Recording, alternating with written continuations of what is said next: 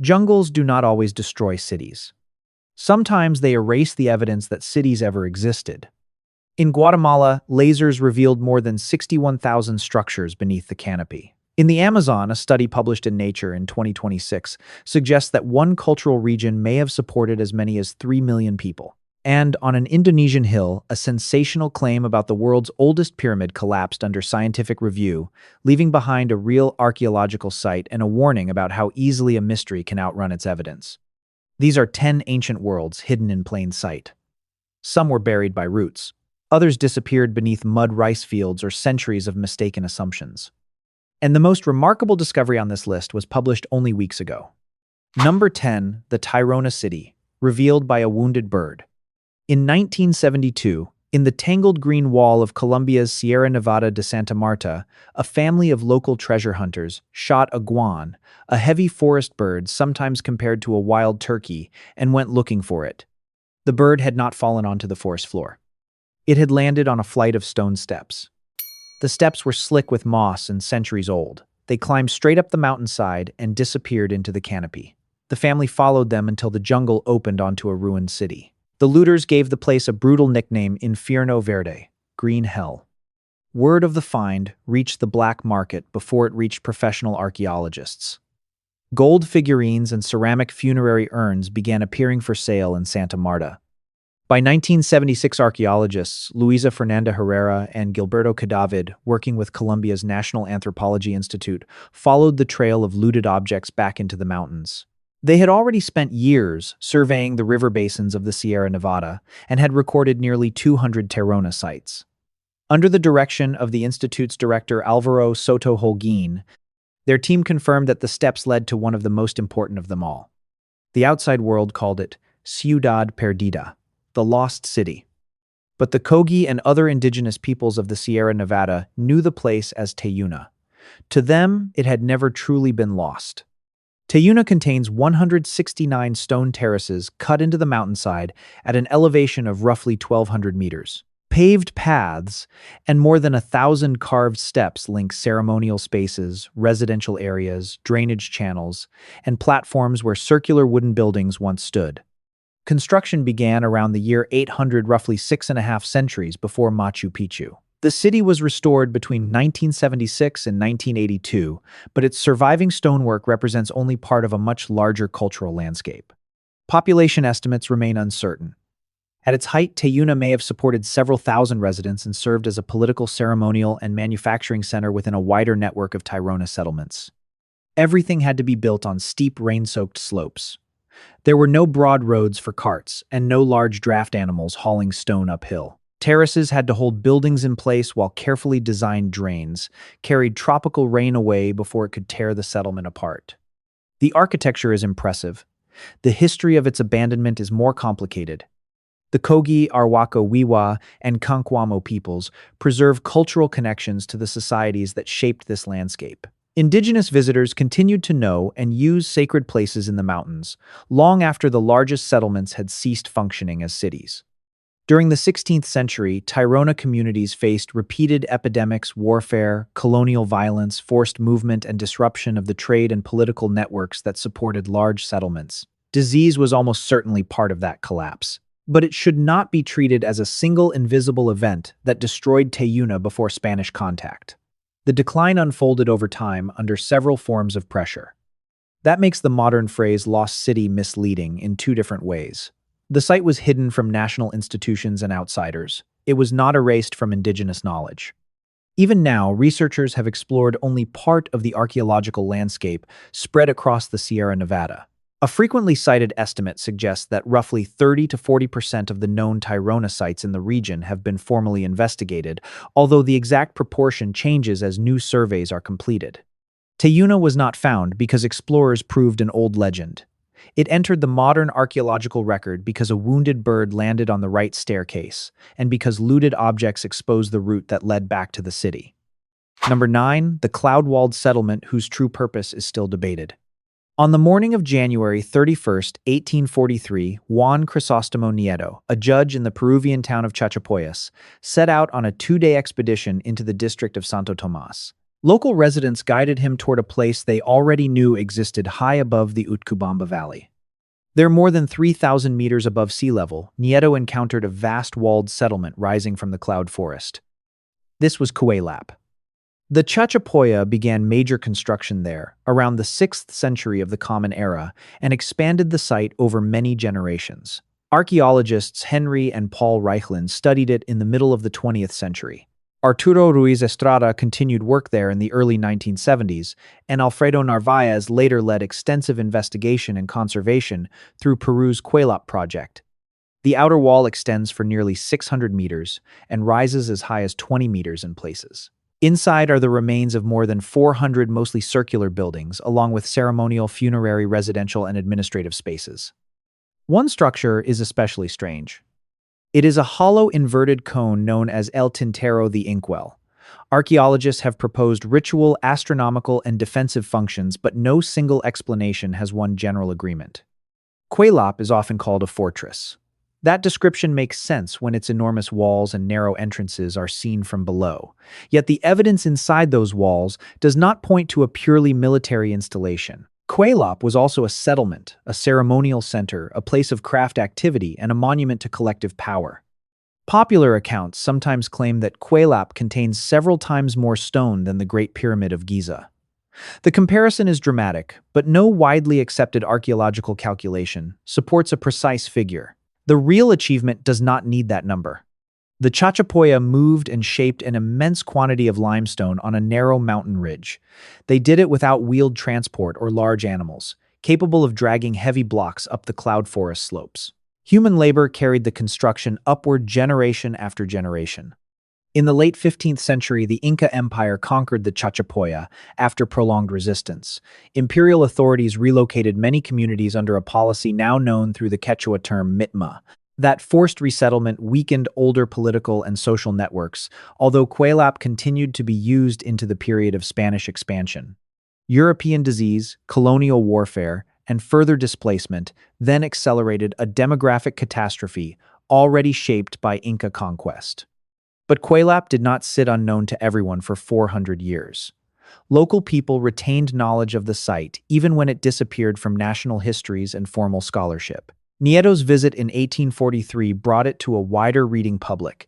It did not create its existence or its memory. The danger now is not that Kuélap will vanish beneath the trees. It is that the structure itself is becoming unstable. In April 2022, sections of the perimeter wall collapsed after years of cracks, moisture, infiltration, heavy rain, and inadequate preventive conservation. Peruvian authorities, UNESCO, and an international team of engineers and archaeologists began emergency work to stabilize the surviving fabric. Kuélap has endured conquest, abandonment, vegetation, and centuries of rain. Its newest battle is against water moving through a wall that was never designed to survive without maintenance forever. Number 8. The Mekong trading city linked to images of Roman emperors. In 1944, French archaeologist Louis Mallarette began excavating a low waterlogged mound near the town of Oc Eo in what is now Vietnam's Anh province. Aerial photographs taken about a decade earlier had revealed geometric lines beneath the fields of the Mekong Delta. Mallarette wanted to know why the rice paddies were so straight. What he uncovered was not an isolated village. It was an urban and commercial landscape threaded by canals. Oc Eo flourished from roughly the 1st to the 7th centuries of the Common Era and is associated with Funan, a powerful network of centers that connected the lower Mekong to maritime trade across Asia. The known archaeological zone covers hundreds of hectares. Workshops produced jewelry and other goods, while engineered channels connected settlements, waterways, and routes leading toward the coast.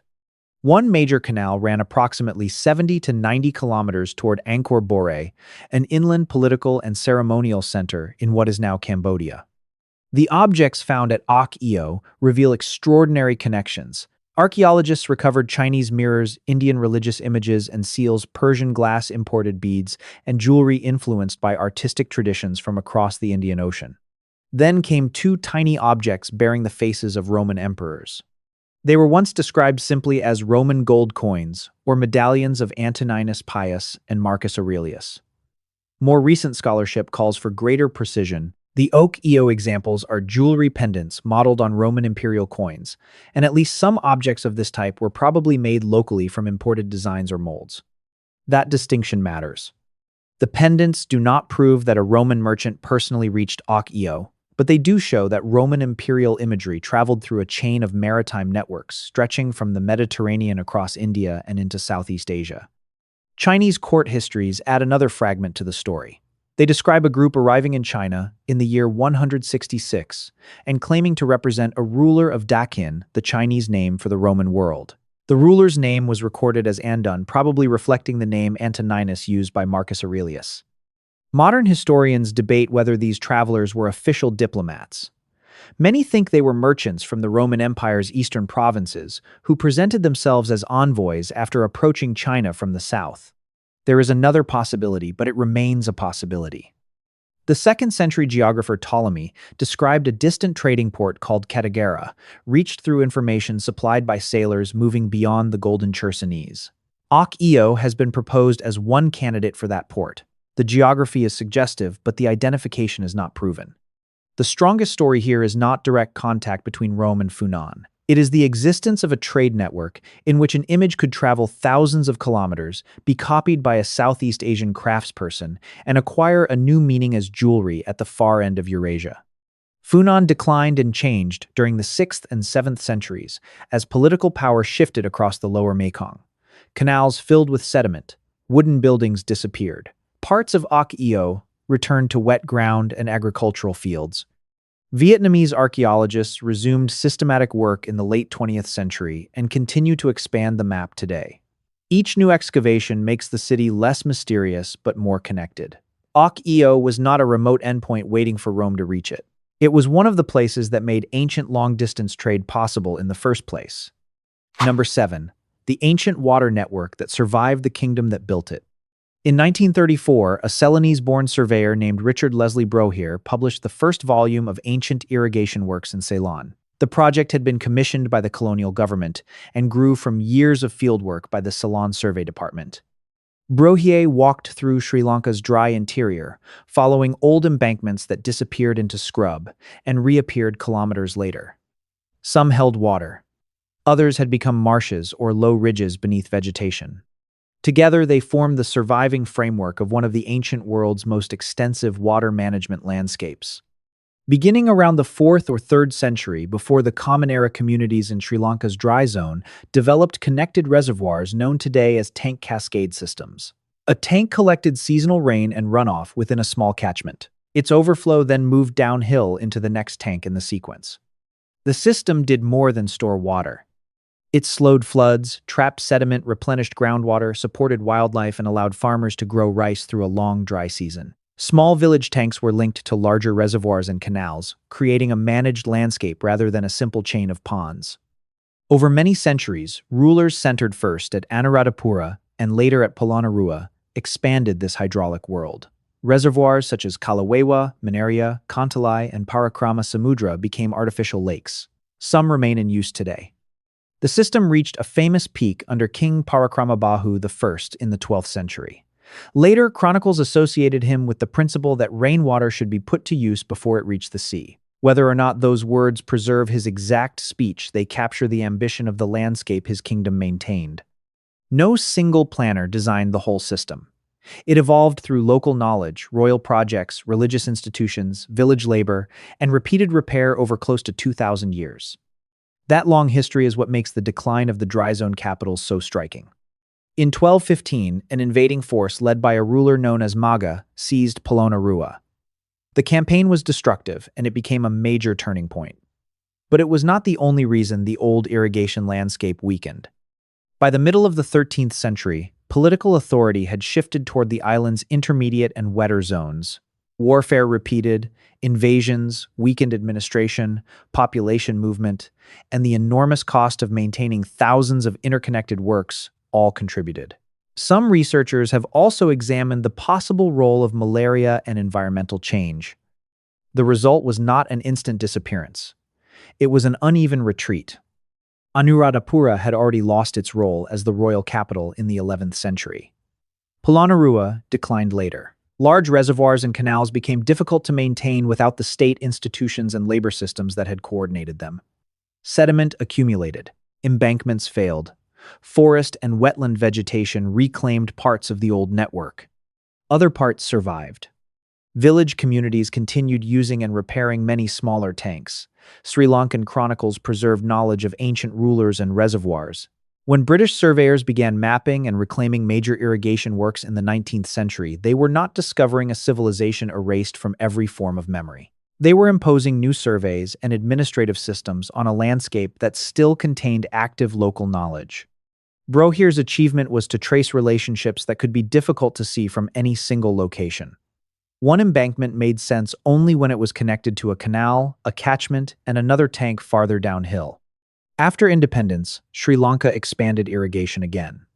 The Mahaweli Development Program accelerated in the late 1970s, created new dams, reservoirs, and canals on a modern scale. Yet the basic challenge was familiar, capture seasonal water, move it across uneven terrain, and keep an agricultural population alive through drought. Today, satellite mapping and field surveys continue to document ancient cascades. Some are fully active, some have been restored. Others survive as faint earthworks under forest or scrub. Rajarata was never a single machine buried intact in the jungle. It was something more difficult to build and even harder to maintain an entire society organized around the movement of water. Number 6. The hill where the world's oldest pyramid disappeared under scientific review. Gunung Padang rises from the highlands of West Java, Indonesia. From the valley below, a staircase of 370 stone steps climbs toward 5 artificial terraces cut into the top of an ancient volcanic hill.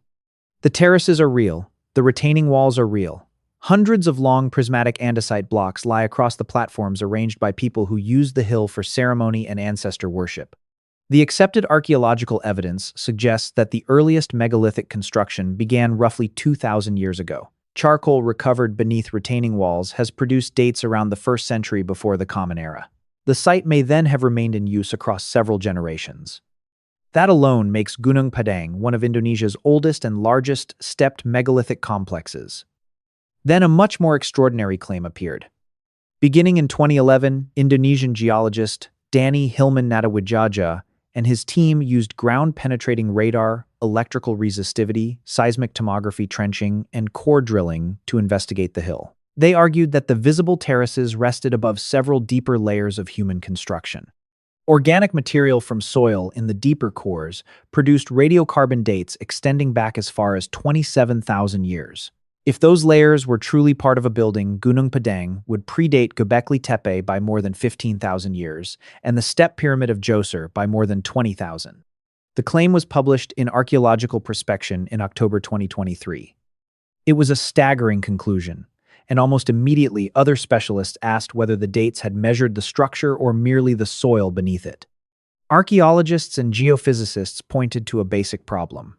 Old soil below a monument does not automatically date the monument. A core drilled beneath a modern building might reach soil tens of thousands of years old, but that would not make the building tens of thousands of years old. There was another problem. The dated samples were not securely associated with artifacts, tools, cut surfaces, mortar, or other features that could be demonstrated to be human-made. In March 2024, the journal retracted the paper over the objections of its authors. The retraction stated that the radiocarbon dating had been applied to soil samples not reliably connected to anthropogenic features. The conclusion that the hill contained a human-built pyramid from the Paleolithic period could not be supported. That did not make Gunung Padang unimportant. It clarified what the evidence can actually show. The 5 terraces are an authentic archaeological monument, built with naturally formed volcanic columns. The site has a long ceremonial history and remains sacred to local communities. What has not been established is the existence of a 27,000-year-old pyramid inside the hill. The retracted study also reported subsurface anomalies, possible voids, and water loss during drilling. Those observations are sometimes presented online as proof of hidden chambers. They are not. They have not been independently confirmed as rooms or artificial cavities, and natural fractures within a volcanic hill remain a plausible explanation. Gunung Padang therefore belongs on this list for a different reason than the other sites.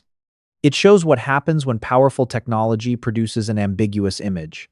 Radar seismic data and radiocarbon dates do not interpret themselves. A dramatic reading can move around the world before other researchers have time to test whether the signal came from architecture, geology, or ordinary ancient soil. The oldest pyramid claim did not survive. The real site did. And the real Gunung Padang is still extraordinary without moving its builders back into the Ice Age. Number 5. The Maya Pyramid Complex that rises like a mountain above the forest.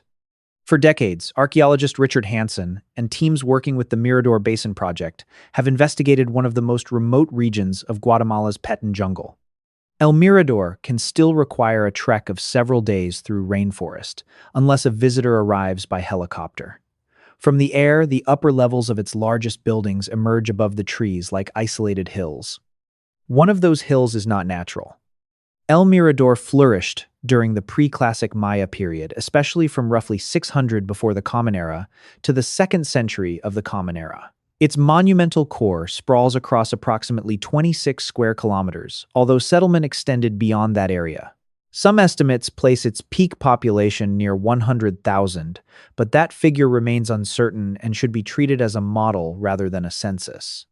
In 2009, excavators revealed part of a carved stucco frieze dating to roughly 300 to 200 before the Common Era. Hansen and several colleagues interpreted its swimming figures as the hero twins traveling through the underworld with the severed head of their father, a scene later preserved in the Popol Vuh. It is an irresistible connection. It is also debated. Other Maya specialists argue that the figures may be divine impersonators or characters from a different narrative. The frieze demonstrates a complex pre-classic religious tradition. It does not prove that the surviving 16th century version of the Popol Vuh already existed in exactly the same form. At the center of El Mirador rises La Dunta. The full-step complex reaches roughly 70 to 72 meters above the forest floor. A commonly cited estimate gives it a total volume of about 2.8 million cubic meters of stone and fill. That number can exceed estimates for the Great Pyramid of Giza. But there is an important difference. The La Dunta calculation includes an immense basal platform and the buildings rising from it. It is therefore safer to say that the entire La Dunta complex may exceed the Great Pyramid in total volume, not that its central pyramid alone is simply bigger than Giza. Even with that caution, the scale is difficult to absorb. The Maya quarried limestone moved, built multiple terraces, and coated architecture with thick lime plaster. One estimate associated with Hansen's project suggests that La Dunta required around 15 million person-days of labor. That estimate is uncertain, but it points toward a vast mobilization of workers, probably organized seasonally over many years, rather than laboring continuously every day for 3 decades. El Mirador was not an isolated pyramid city. Raised limestone causeways crossed wetlands and connected it with other pre-classic centers across the basin. El Tigre and Los Monos formed additional monumental complexes within the city. Farther out, settlements such as Nakbe and El Tintal belong to the same broad landscape of exchange ceremony, agriculture, and political competition. This architecture was already reaching extraordinary scale centuries before famous Maya centers such as Tikal Palenque and Chichen Itza reached their classic or post-classic peaks. Tikal itself had pre-classic occupation and major construction, so it should not be described as a city founded only after El Mirador fell. Around the 2nd century of the Common Era, El Mirador entered a major decline. Hansen has argued that the demand for firewood to produce lime plaster contributed to deforestation. Eroded clay may then have washed into wetlands and damaged the agricultural system.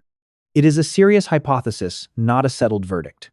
Environmental degradation, political conflict, changing trade routes, pressure on food production, and regional instability may all have played roles. Late in the city's pre-classic history, residents built defensive walls around part of the core, suggesting that danger was no longer theoretical. El Mirador was later reoccupied, but it never again sustained the same monumental program. Its upper temples remained visible above the canopy, while much of the immense platform beneath them disappeared into what looked like ordinary terrain. The jungle did not hide La Dunta by making it small. It hid the structure by making something built by people look like part of the mountain. Number 4. The mountain capital that came before Angkor Wat. In 2012, archaeologists Damien Evans and Jean-Baptiste Chevance spent 7 days flying a helicopter-mounted LiDAR scanner over Phnom Kulen, a forested plateau about 30 kilometers north of the great temples of Angkor. The terrain was difficult and in places dangerous. Landmines left by decades of conflict, still limited movement on the ground. Archaeological teams traveled by motorbike and on foot following narrow tracks through forest and waterlogged ground. Before the airborne data arrived, those teams had already identified several previously unrecorded temples. Once the LiDAR map was processed, individual discoveries became part of a much larger pattern. The forest concealed a planned urban network. This was Mahendra Parvata, the mountain of the great Indra. Inscriptions had long suggested that the plateau held an early capital associated with Jayavarman II. Around the year 802, a ceremony connected his rule with the beginning of the Angkorian period, more than 3 centuries before Angkor Wat was constructed. Researchers knew the name of the capital. They did not know the full shape of the city. LiDAR revealed major linear axes, running roughly north to south and east to west. The longest extended for around 15 kilometers. Together, they organized a developed zone covering approximately 40 to 50 square kilometers. Between the main embankments were smaller parcels, shrines, ponds, mounds, and traces of habitation. Excavations recovered 8th and 9th century ceramics from secure contexts. A royal palace precinct and a state temple occupied carefully chosen positions within the grid. Mahendra Parvata was not a collection of temples scattered randomly across a sacred mountain. It was one of the earliest large-scale grid cities known in the Khmer world. The water system is where the story becomes more complicated. LiDAR exposed dams channels and an enormous unfinished reservoir. If completed, it would have measured roughly 1,050 meters by 330 meters and covered more than 35 hectares. Workers had begun cutting bedrock, piling earth into dikes, and aligning the reservoir with the wider urban plan. Yet the project appears never to have become fully functional. That does not prove hydraulic failure destroyed the city. The plateau had shallow soil and little evidence of intensive rice agriculture. Researchers have suggested that an inadequate water system may help explain why Mahendra Parvata served as a capital only briefly, but they also stress that more evidence is needed. Political power moved toward the lowlands, where later Khmer rulers developed the immense urban and hydraulic landscape, now called Greater Angkor. The unfinished mountain reservoir may have acted as a prototype for the giant artificial lakes built below. Mahendra Parvata was not simply abandoned after a few generations. Archaeological and environmental evidence shows continued land use from roughly the 8th through the 12th centuries. Inscriptions also indicate that Phnom Kulen remained a place of worship and pilgrimage throughout the Angkorian period. The capital moved. The sacred mountain remained active. A second larger LiDAR campaign in 2015 surveyed more than 3,000 square kilometers across the Khmer landscape, including Angkor and Kokor. The results confirmed that Greater Angkor was one of the largest low-density urban complexes of the pre-industrial world. For much of the 20th century, visitors saw the temples as monumental islands rising from countryside. The new maps revealed the opposite. Temples stood inside neighborhoods, fields, ponds, roads, embankments, and canals extending far beyond the famous stone enclosures. Damien Evans continued mapping these landscapes until his death in 2023. His work helped shift the image of Angkor from a cluster of monuments to a vast settlement system. Mahendra Parvata matters because it preserves an earlier experiment. Its grid palace, shrines, and unfinished reservoir show Khmer planners testing ideas on a mountain before later generations transformed the plains below on a far greater scale. Number 3. The Amazonian urban network built from earth instead of stone. Beginning in the early 21st century, German archaeologist Heiko Prumers and Bolivian archaeologist Carla James Betancourt investigated earthen mounds near Casarabi in Bolivia's Llanos de Mojos. This region is not uniform rainforest. It is a vast mosaic of tropical savanna forest islands, wetlands, and seasonally flooded ground. During the rainy season, water can cover much of the landscape. In the dry season, raised areas emerge like islands. Earlier, researchers knew about some of the mounds. What they could not see was the system connecting them. In 2019, Prumers and his colleagues began flying helicopter-mounted LiDAR over 6 selected areas. The published survey covered just over 200 square kilometers within a much larger cultural region. The resulting images identified 26 settlement sites. 11 had not previously been documented. Two sites dominated the network, Kotoka and Landivar.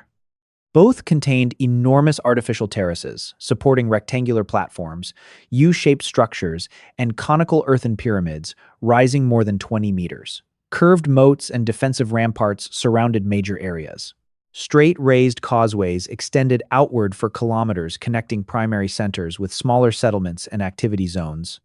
The builders belonged to what archaeologists call the Casarabi culture, which flourished from roughly the year 500 to 1400 of the Common Era. Their settlement pattern was urban, but not in the form of a tightly packed stone metropolis. Homes, fields, reservoirs, canals, monumental centers, and smaller communities were distributed across a broad landscape. Archaeologists describe it as low-density urbanism.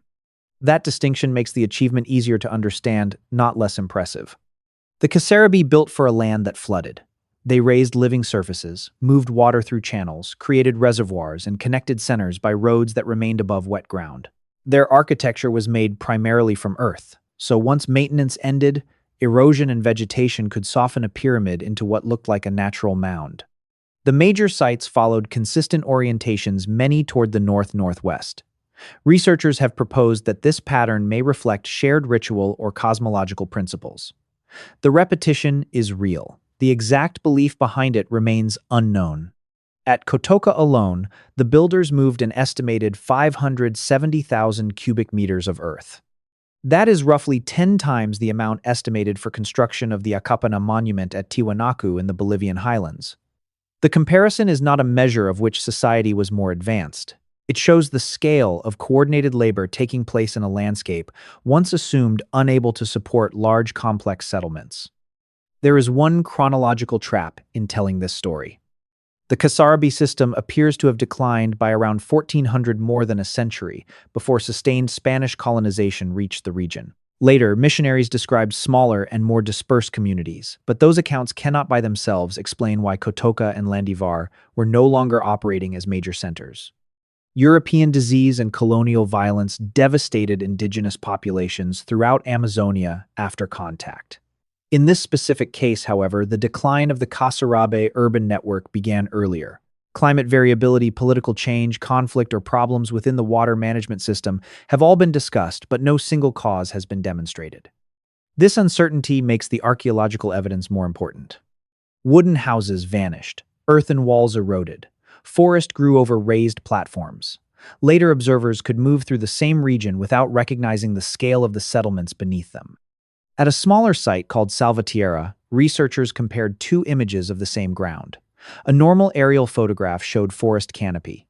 A Lidar model revealed a geometric monumental complex beneath it.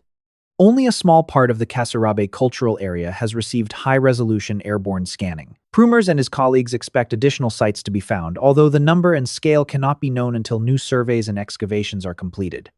The discovery did not prove that the entire Amazon was one continuous city.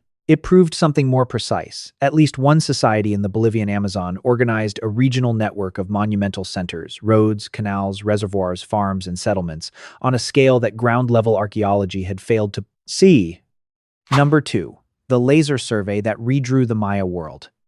In 2016, aircraft carrying laser mapping equipment flew a carefully planned series of survey grids over 2,144 square kilometers of northern Guatemala. The instrument fired repeated laser pulses toward the ground. Some passed through small gaps between leaves and branches, struck the surface below, and returned to the aircraft. After vegetation was digitally removed, differences of less than a meter became visible across a landscape where a wall could stand only a short distance from an archaeologist and still remain unseen. Researchers Marcello Canuto, Francisco Estrada Belli, Thomas Garrison, and an international team working with Guatemala's Pecunum Foundation spent months processing the data. When their results appeared in Science in September 2018, the map contained 61,480 ancient structures.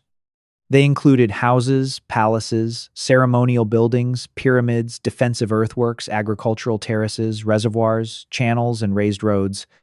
Many were not newly created sites. They were parts of known settlements whose true dimensions had been hidden by the canopy.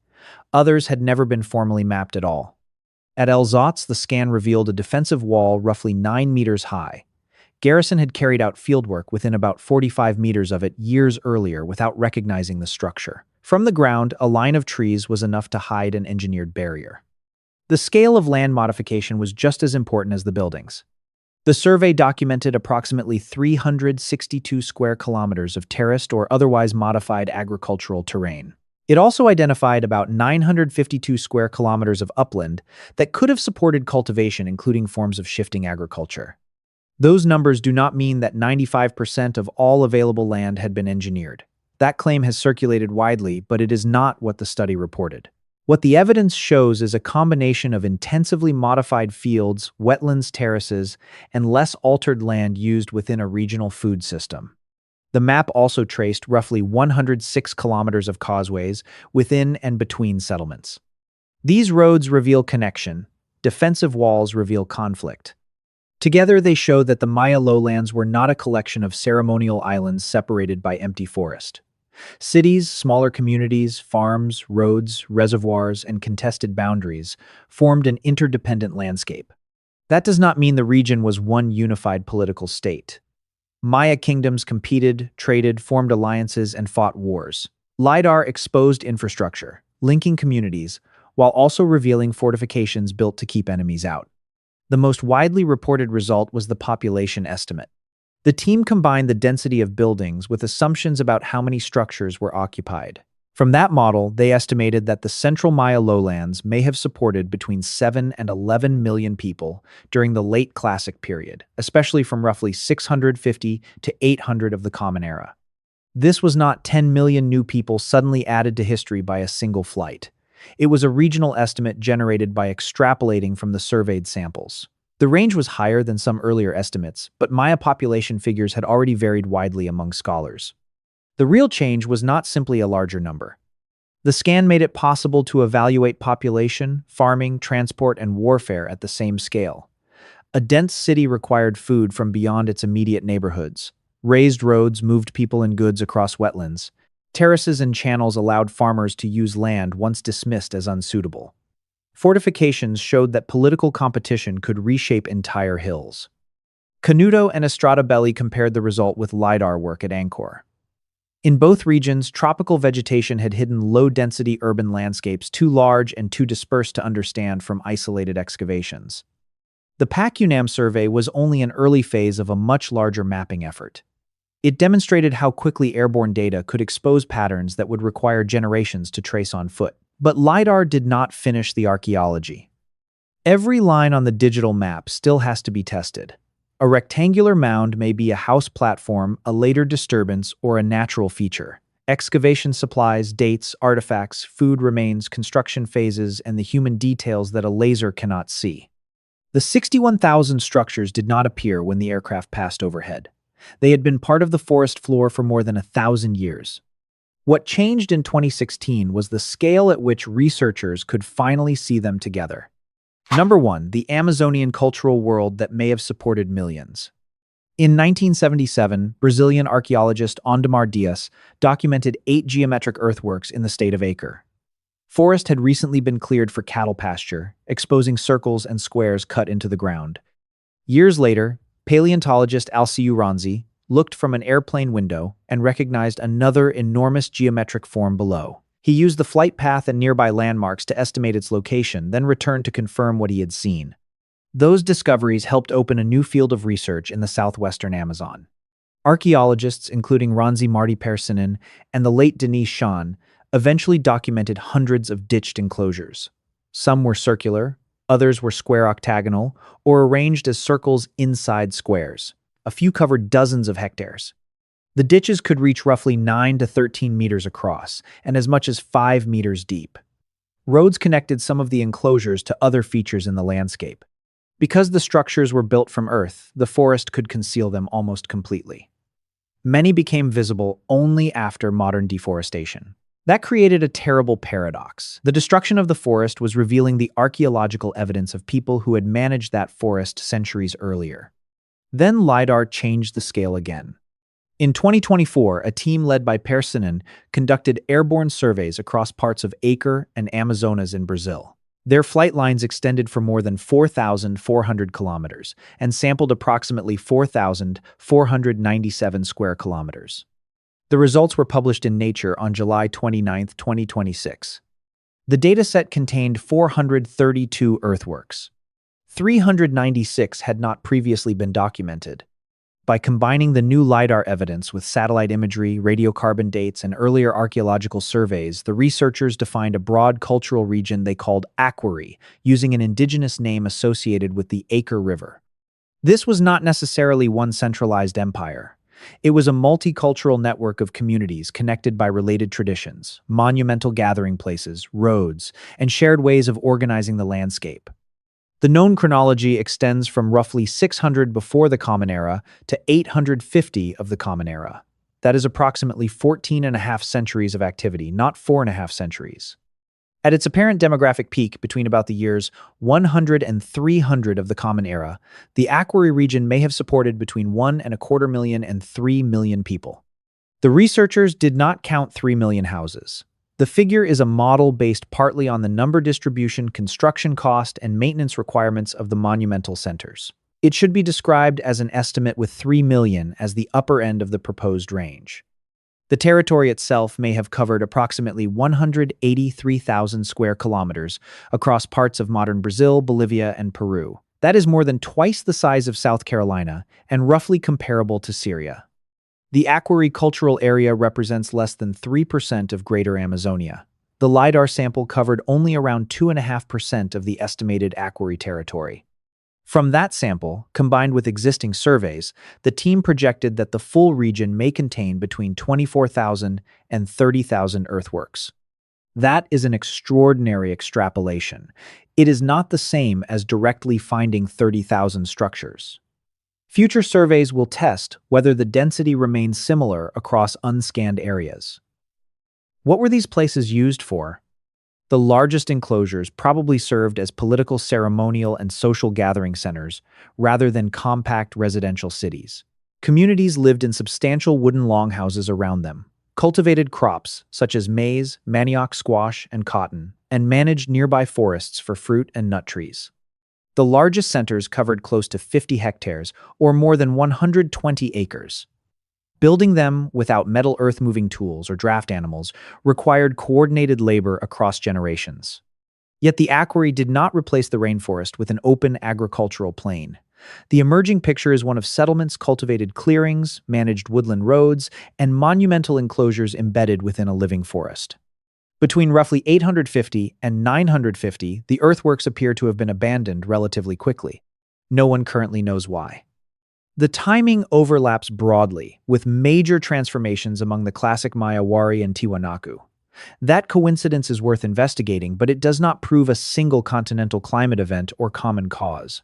Political fragmentation, environmental change, disease conflict, or shifts in regional exchange may have operated differently in each society. There is also an important correction to the phrase lost civilization. The earthworks were overlooked by modern national and international archaeology, but indigenous oral traditions preserved knowledge of places used for community relationships and ceremony. The forest did not erase every memory. It hid the physical scale from researchers who did not yet have the right maps. Less than a month before this script was completed, that map changed. 432 earthworks became the basis for a model of 24,000 to 30,000. A region once described as sparsely inhabited may have supported a population comparable to major ancient states elsewhere in the world. And unlike the 27,000-year-old pyramid proposed at Gunung Padang, this claim is not built on soil dates detached from human activity. It is built from mapped earthworks, radiocarbon chronologies, settlement distributions, and a model that states its uncertainty openly. That is why Aquiry belongs at number 1. Not because every question has been answered, but because the evidence is new, measurable, and large enough to change the next question archaeologists must ask. How many other human landscapes are still being mistaken for untouched forest? If you want to see more videos like this, click the video on screen now. And make sure to subscribe for more evidence-based stories from archaeology, ancient history, and the world still hidden beneath our feet.